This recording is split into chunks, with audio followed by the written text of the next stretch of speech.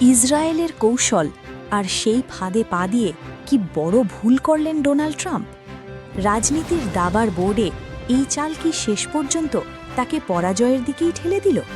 মধ্যপ্রাচ্যের উত্তপ্ত রাজনীতি, ইরান ইস্যু আর ইসরায়েলের নিরাপত্তা কৌশল সব মিলিয়ে ট্রাম্প প্রশাসনের নেওয়া সিদ্ধান্তগুলো আবারও বিশ্লেষণের কেন্দ্রে।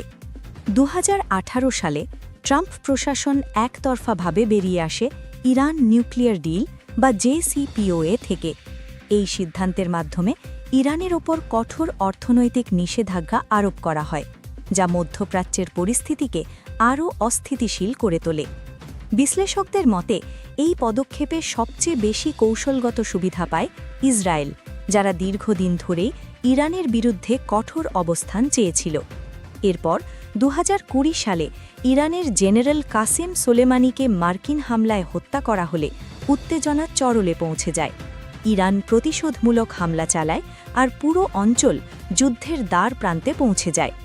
এই ধারাবাহিক ঘটনাগুলো শুধু মধ্যপ্রাচ্যের নয়, বরং ইউরোপীয় মিত্রদের সাথেও যুক্তরাষ্ট্রের সম্পর্ককে দুর্বল করে। ইউরোপিয়ান ইউনিয়ন বারবার কূটনৈতিক সমাধানের ওপর জোর দিলেও ট্রাম্প প্রশাসন কঠোর নীতিতেই অটল থাকে।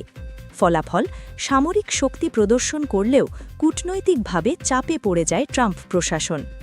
দেশের ভেতরেও সমালোচনা বাড়ে, বিশেষ করে অপ্রয়োজনীয় সংঘাতে জড়িয়ে পড়া নিয়ে। তাহলে প্রশ্ন এখন একটাই, ইসরায়েলের কৌশল অনুসরণ করে নেওয়া এই সিদ্ধান্তগুলো কি ছিল শক্তির প্রদর্শন, নাকি রাজনৈতিকভাবে বড় এক ভুল হিসাব?